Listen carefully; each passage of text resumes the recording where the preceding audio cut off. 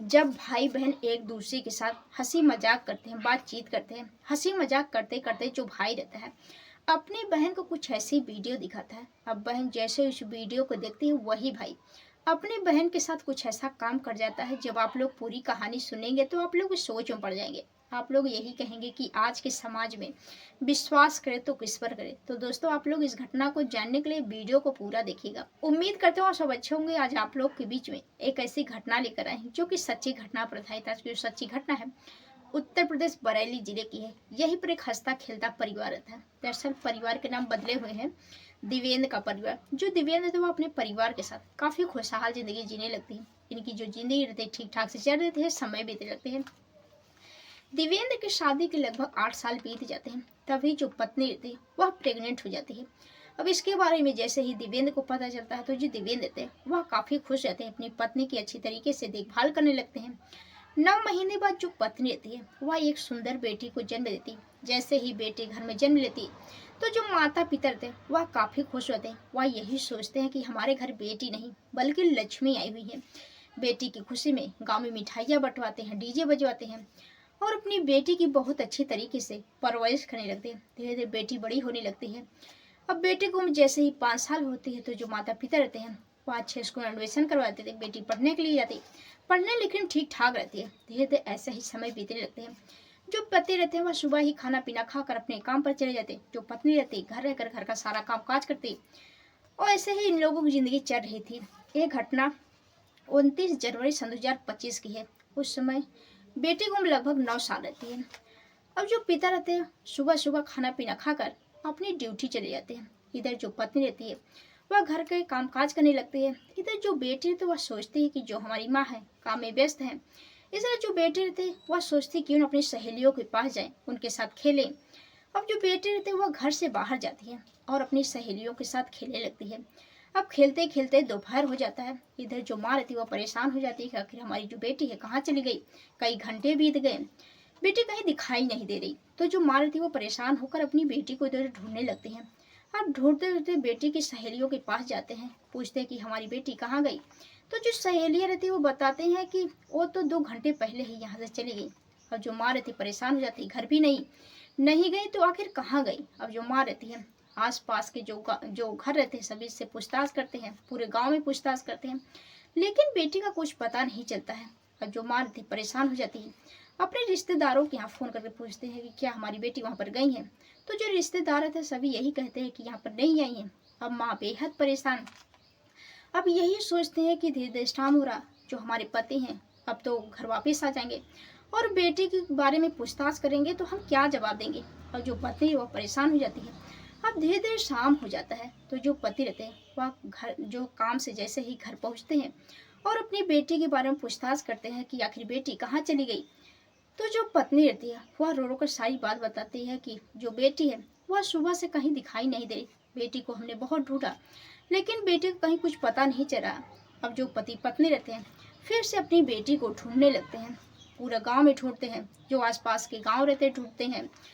और जो पति पत्नी रहते हैं वह थक हार कर घर में जाकर बैठ जाते हैं। वह यही सोचते हैं कि जल्दी से सुबह हो, हम पुलिस थाने जाकर गुमशुदगी की रिपोर्ट लिखवाएंगे।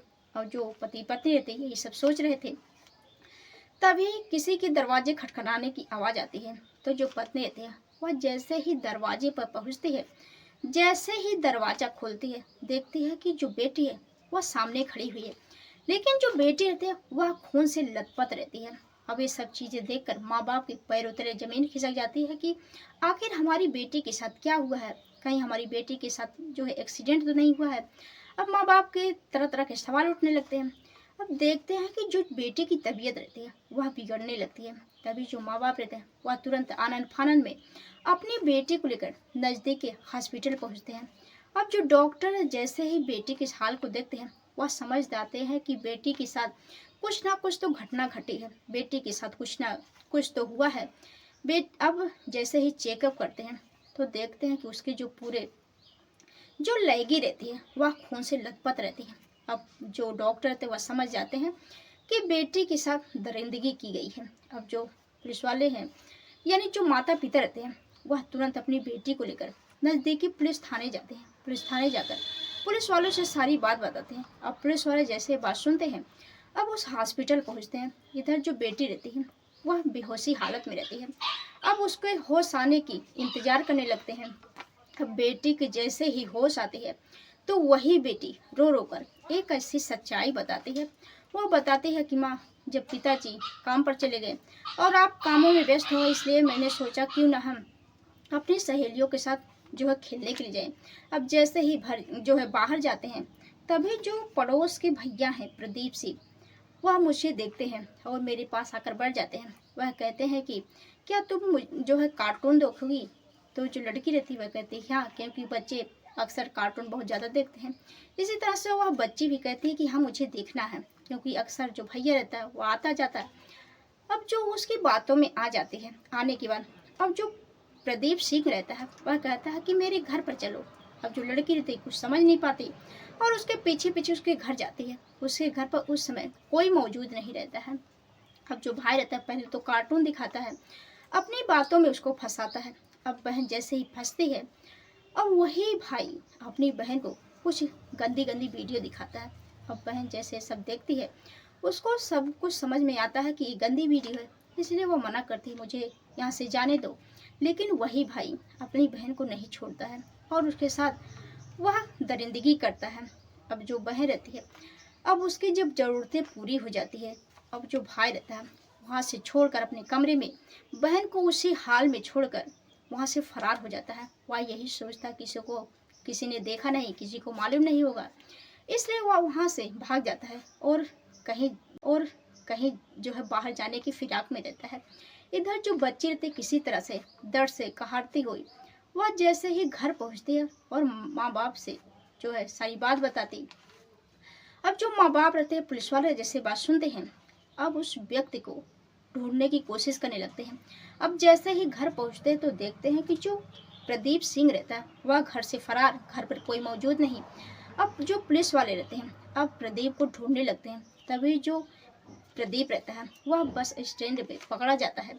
अब उसको पकड़ कर गिरफ्तार करके उसको जेल भेज देते हैं। तो दोस्तों, आप लोग इस घटना के बारे में क्या कहना चाहते हैं कमेंट बॉक्स में ज़रूर बताइएगा। आप लोगों को यह कहानी पहुंचाने का मकसद किसी को परेशान करना नहीं, बल्कि आप लोगों को जागरूक करना है, सचेत करना है कि आप लोग भी ऐसे घटनाएं से बचे, अपने घर परिवार वालों को बचाए। कल के दिन जो लोग कमेंट किए थे, अब होते हैं उन लोगों की बारी। सबसे पहले हैं सनातनी जी हैं, देव देशवाल जी हैं, प्रमोद सिंह जी हैं, इम्तियाज हुसैन अंसारी जी हैं सऊदी अरबिया से, मुकेश कुमार जी हैं दिल्ली से, दौदौली खंड जी हैं, पुष्पा देहाती जी हैं, सुशील हरियाणवी जी हैं, डीए कुरैशी उसराहा इटावा प्रदेश से। जो लोग बहुत अच्छे कमेंट करते हैं, अच्छा सुझाव भी देते हैं, उन लोगों को तहे दिल से शुक्रिया। तो दोस्तों, मिलते हैं नेक्स्ट वीडियो में, तब तक के लिए जय हिंद, जय भारत।